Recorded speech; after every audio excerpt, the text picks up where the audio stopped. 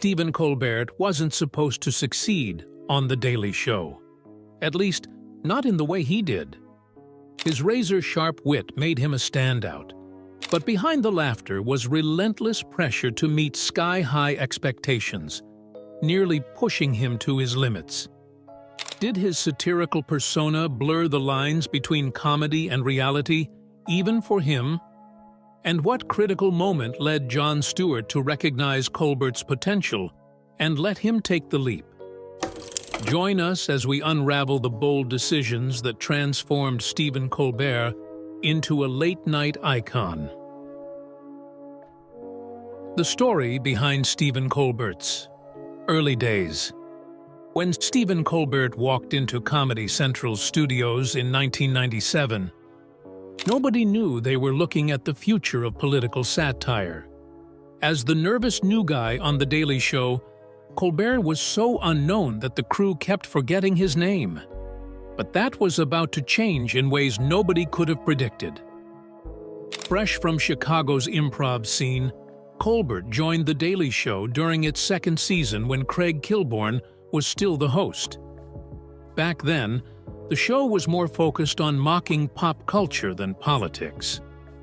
Colbert, along with just 3 other correspondents, would venture out to film segments that playfully mimicked serious network news reports. Those early days weren't easy. Colbert had to prove himself constantly, with the new guy label sticking to him for 2 full years. But everything shifted in 1999, when Jon Stewart took over as host. Stewart saw something special in Colbert, a rare talent for turning serious news into smart comedy without losing the message. Under Stewart's leadership, The Daily Show began tackling bigger issues, especially during the 2000 presidential election. This is where Colbert truly found his voice. He created a character that would change comedy forever, a hilariously pompous conservative news pundit who was, in Colbert's own words, a well-intentioned, poorly informed, high-status idiot. What made Colbert different was his commitment to the character. While other correspondents did straight interviews, Colbert would intentionally play the foolish expert, using clever wordplay and ridiculous logic to expose the absurdity in politics and media. His segments became so popular that other correspondents like Rob Corddry and Ed Helms openly admitted to copying his style when they joined the show. Some of Colbert's most memorable moments came from his partnerships with other correspondents. His Even Stephen debates with Steve Carell became instant classics, with both comedians unleashing hilarious anger at each other instead of discussing the actual topics. His This Week in God segment, complete with a rotating God machine, tackled religious news with a perfect balance of respect and ridicule.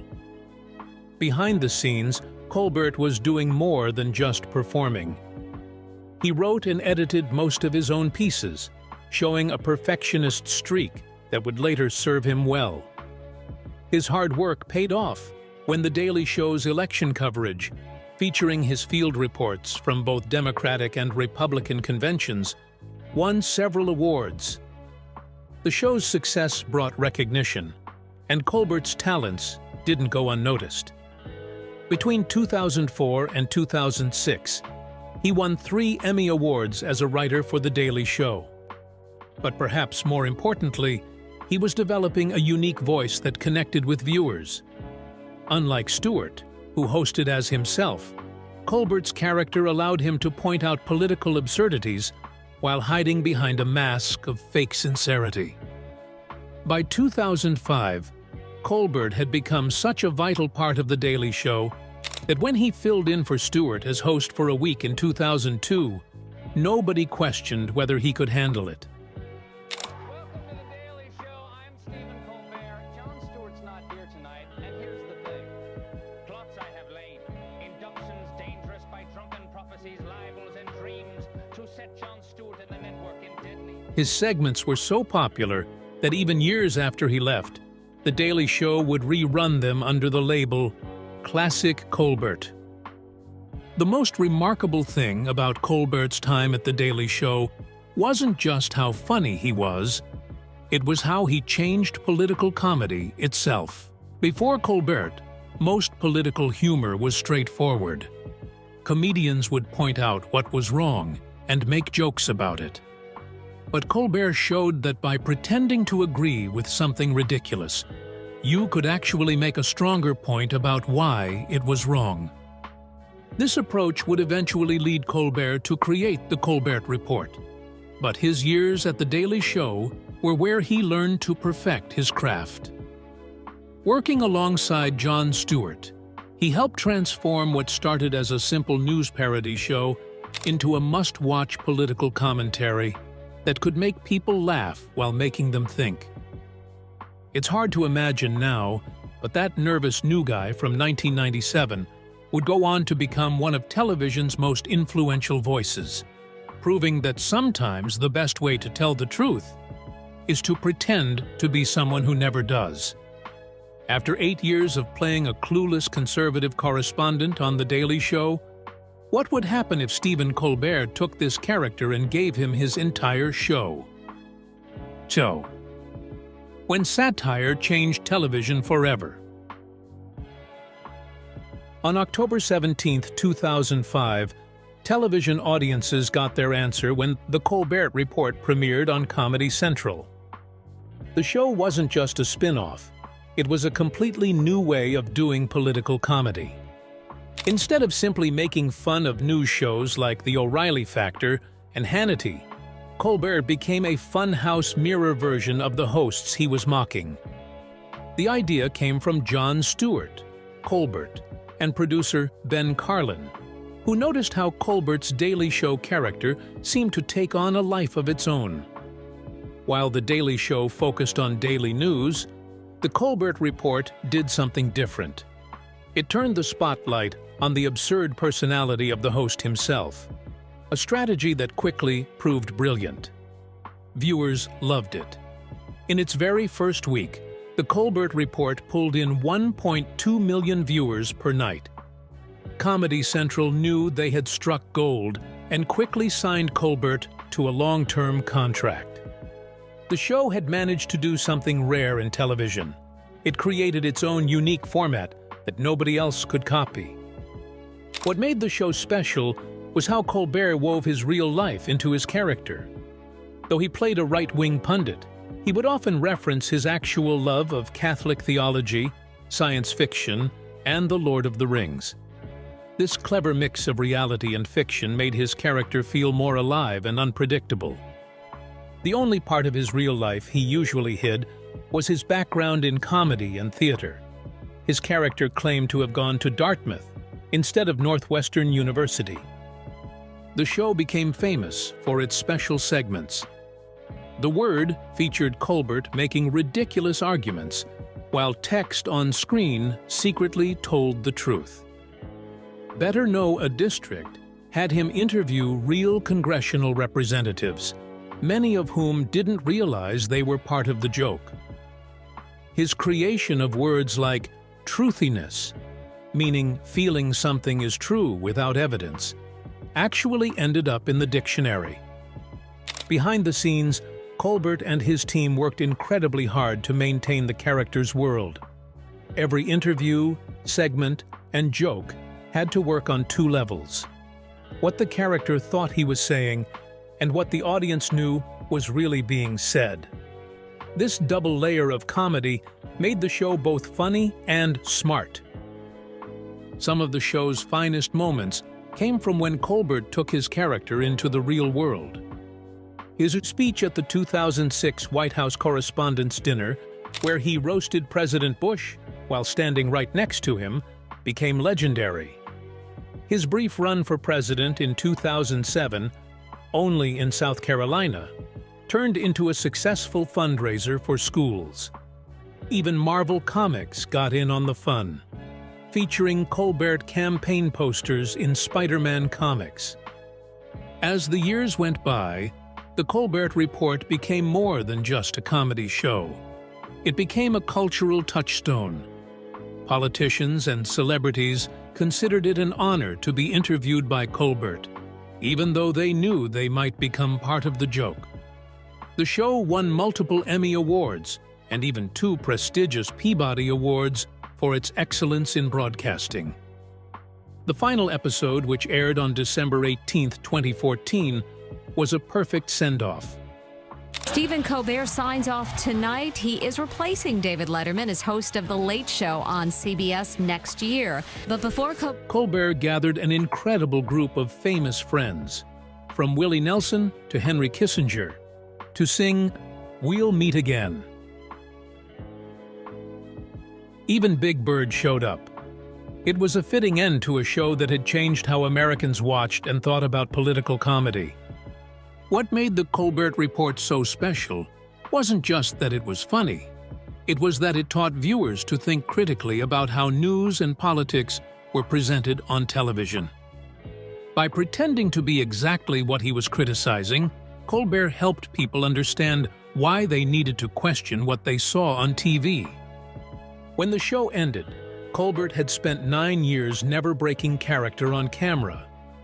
He had created something entirely new in television history, a show where the joke got smarter the longer it went on, and where playing a fool somehow made everyone a little wiser. After 9 years of playing a bombastic conservative character, could Stephen Colbert prove to America he could be just as compelling by simply being himself? From satirical armor to late-night luminary. The answer came on September 8, 2015, when the Colbert took over The Late Show from David Letterman, marking one of television's biggest gambles. Unlike his previous shows, this time, Colbert would face his audience without his famous character as armor, just himself, sitting behind one of TV's most famous desks. The change was dramatic. While Letterman's Late Show had focused more on celebrity chats and silly stunts, Colbert steered the show in a more political direction. His first guest wasn't a movie star promoting their latest film. It was George Clooney, and they spent much of their time discussing serious issues mixed with humor. Behind the scenes, Colbert was building something bigger than just a talk show. He created Spartina Productions, named after a type of grass native to his beloved South Carolina. Through this company, he began producing other shows like Tuning Out the News and Fairview. But perhaps his most innovative creation was Scripto, a special software he developed with writer Rob Dubbin that helps comedy writers work together from different locations. The Late Show faced its biggest challenge in 2023 during the Writers Guild of America strike. Instead of going dark completely, Colbert joined forces with other late-night hosts, Jimmy Fallon, Seth Meyers, Jimmy Kimmel, and John Oliver, to create a podcast called Strike Force 5. The show's purpose wasn't just entertainment. It helped support their staff members who were out of work during the strike. Health challenges tested Colbert's resilience. In 2020, he revealed he had developed vertigo, a condition that makes people feel like the room is spinning. He joked about it on air, saying, "It's almost entertaining until I forget. And then I go to stand up, and then I just fall down." The COVID-19 pandemic hit him twice, once in April 2022 and again in October 2023. But his toughest medical crisis came in November 2023, when his appendix ruptured during a show taping. As I mentioned before, last time I was doing The Late Show, almost 3 weeks ago, I had to get an emergency surgery for a ruptured appendix. And Ever the professional, he tried to hide his pain while interviewing celebrity chef Jose Andres, though the chef's enthusiastic dance moves during a cooking segment didn't help. Through all these challenges, Colbert has maintained his sharp political commentary while adding more personal touches to the show. He often shares stories about his family life and doesn't shy away from showing emotion when discussing serious topics. This authenticity has helped him build a different kind of connection with his audience than he had on the Colbert Report. The show has also embraced innovation. During the pandemic lockdown, Colbert filmed episodes from his home, sometimes with help from his wife Evie. When he returned to the studio, he brought new energy to the traditional late-night format, mixing serious interviews with political leaders and playful segments with entertainment celebrities. By 2024, Colbert had expanded his influence even further, becoming a producer of CBS's late-night comedy panel game show After Midnight, alongside his wife. He's also continued his commitment to charity work and social causes, using his platform to raise awareness for issues he cares about. What makes Colbert's evolution on The Late Show remarkable is how he's managed to keep his sharp political wit while showing more of his real personality. The man who once hid behind a character now sits comfortably in his own skin, mixing serious commentary with genuine warmth and humor. Looking back, the transition from The Colbert Report to The Late Show wasn't just about changing time slots or networks. It was about an entertainer brave enough to drop his mask and trust that his real self could be just as engaging as his famous character. Through national crises, personal health challenges, and industry strikes, Colbert has proven that authenticity can be just as powerful as satire. As Stephen Colbert found his authentic voice on The Late Show, many wondered how a comedian who once claimed to be not particularly political became one of America's most influential political commentators. Reagan roots turn late-night revolutionary. Stephen Colbert's journey is truly interesting. When he was at Northwestern University, he supported Ronald Reagan and followed conservative ideas which were common at the time. However, as he got more involved in theater and started thinking more critically, his views started to change. He began questioning not just the characters he was portraying on stage, but also the political stories and ideas around him. As Colbert's thinking developed, he started exploring a wider range of ideas, which shifted his political views to the left. He became more interested in how power, the media, and public opinion influence each other. This new perspective showed in the advice he gave to his improv students. He encouraged them to read the work of Noam Chomsky, a well-known critic of political and corporate power. By suggesting they dive into Chomsky's ideas, Colbert showed his growing interest in challenging traditional views and questioning larger societal issues. What makes Colbert unique is his willingness to criticize all sides. During the Obama years, he spoke out against drone strikes and NSA surveillance tactics. When Hillary Clinton ran for president in 2016, he didn't hold back, describing her as someone who represented the common systemic corruption of Washington, D.C. His brief venture into politics came in 2007, when he launched a presidential campaign in his home state of South Carolina. Though meant partly as satire, the campaign had a real impact. It raised $68,000 for South Carolina schools through DonorsChoose.org. Even after the campaign ended, Marvel Comics kept it alive in their universe, featuring Colbert campaign posters in Spider-Man comics. On current issues, Colbert takes clear stands. He supports Medicare for all, considering it a sensible fix to Obamacare. He's spoken in favor of abolishing the United States Senate and positioned himself as pro-choice. Recently, he's been vocal about the Israel-Palestine conflict, calling for a ceasefire in Gaza after a tragic attack on aid workers.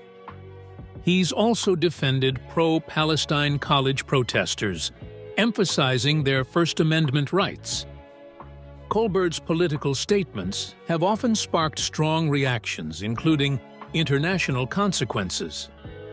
In 2023, Russia made headlines by permanently banning him from the country, accusing him of spreading Russophobic attitudes along with 500 other Americans. This move came as a response to Colbert's outspoken criticism of Russian policies and actions, which he addresses with his usual sharp wit and honesty. Instead of seeing the ban as a setback, Colbert embraced it with humor, using the situation in his late-night monologues. He joked about the absurdity of being added to the list, turning what could have silenced him into an opportunity to amplify his message. For Colbert, the ban only reinforced his role as a commentator who isn't afraid to speak truth to power, even when the issues are global. Unfazed, Colbert continues to speak out on important issues, from global conflicts to human rights. Whether through satire or direct commentary, he remains dedicated to using his platform to challenge difficult topics, no matter the backlash. During the 2023 writers' strike, he showed strong support for labor rights.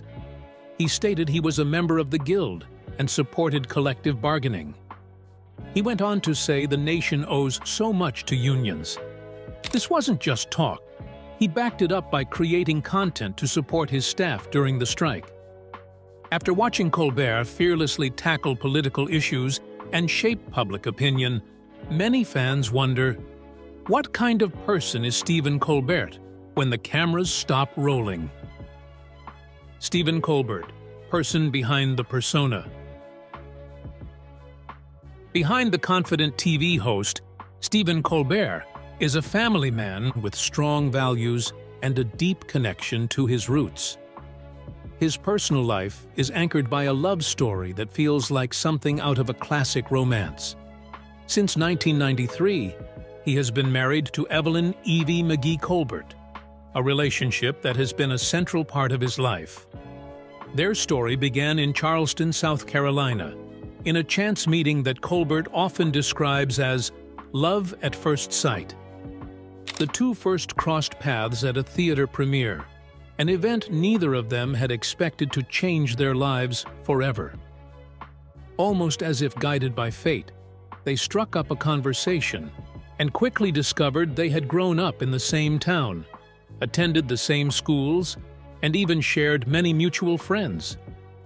What might have been a fleeting meeting instead turned into the start of a lifelong bond. For Colbert, Evie is more than just his wife. She is his trusted confidant and creative inspiration. She is often seen as the person who helps him stay grounded, even with the hectic pace of late-night television. Today, they live in Montclair, New Jersey, with their 3 children. But life hasn't always been smooth sailing.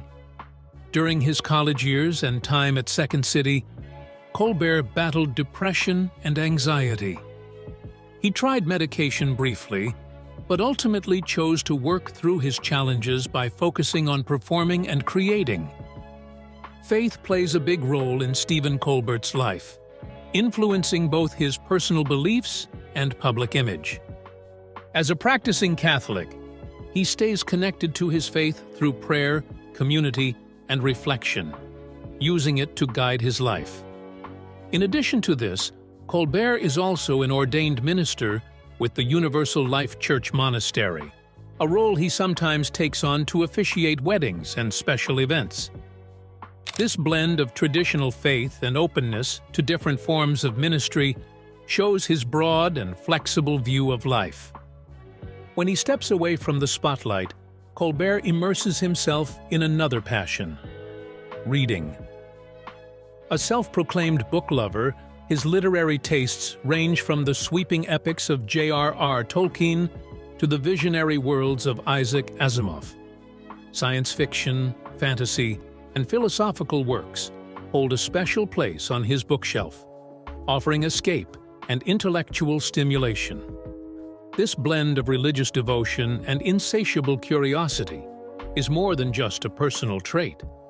It often finds its way into his work. On screen, Colbert seamlessly weaves together thought-provoking ideas and sharp humor reflecting the depth of his inner life. His love for storytelling and exploration of moral and ethical themes frequently surfaces in his commentary, whether he's dissecting a political scandal or sharing a witty anecdote. It's this unique mix of faith, intellect, and creativity that allows him to connect with audiences on a deeply human level, making his work resonate far beyond the realm of comedy. Recent years have tested Stephen Colbert's resilience, bringing a series of health challenges that could have dampened anyone's spirits, but not his. In 2020, he revealed a diagnosis of benign positional vertigo, a condition that causes sudden bouts of dizziness and disorientation. True to form, Colbert faced the news with his trademark humor, even joking about his spinning perspective during monologues. As the world grappled with the pandemic, Colbert faced multiple bouts of COVID-19, each taking its toll but never extinguishing his drive to connect with audiences. Despite the physical setbacks, he remained committed to his show, often broadcasting from home while sharing relatable stories of his recovery with his viewers. Then, in 2023, another health scare emerged, a ruptured appendix that required immediate surgery. The experience was serious, but Colbert once again found a way to spin the ordeal into material for his late-night segments. By openly discussing the challenges, discomfort, and even absurdities of his medical experiences, he turned personal hardship into moments of levity and relatability.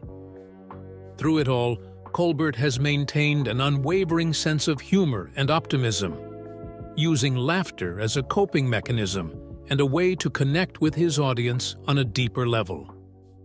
His ability to find light in the darkest moments has not only endeared him further to fans, but also underscored the resilience and authenticity that define his persona, both on and off the screen. His relationship with his wife extends beyond home life. They're creative partners too. Together they helped create Scripto, software for TV writers, and they co-authored a cookbook featuring low-country cuisine. Evie also serves as president of the Montclair Film Festival's board, where Stephen regularly hosts events and leads discussions with famous directors and actors. What makes Colbert special is how he balances his public and private lives. In an industry known for its artifice, he's managed to stay grounded through family, faith, and intellectual curiosity. According to the Myers-Briggs personality test he took on his show, he's an INFP, someone who leads with their values and inner feelings. Through all his success, Colbert has never lost touch with what matters most to him: family, creativity, and using his platform to make a difference. How did Stephen Colbert's struggles shape his comedic voice? Is Colbert's satirical character his way of fighting back against the darker side of fame? Let us know your thoughts in the comments section below. Don't forget to like, share, and subscribe. See you soon. Dramatic approach. Kate has largely stayed out of the controversy surrounding Camilla. However, her silence may indicate her discomfort with the situation. While she has not openly criticized Camilla, her actions and lack of vocal support suggest that, like Anne, she may not fully embrace Camilla's role. While the family holds values such as duty, service, and privacy dear, tradition remains their most cherished value. This bond to royal ancestry, upheld through observing tradition, reinforces their identity. However, a breach in tradition could quickly cause chaos in Buckingham Palace. This is exactly what the royal family is facing now.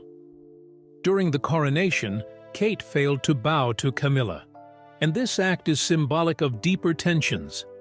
Such gestures, or lack thereof, continue to fuel speculation and controversy. It still boils down to tradition. You see, amongst royals, bowing or curtsying is a gesture of respect. But it isn't entirely restricted to just that.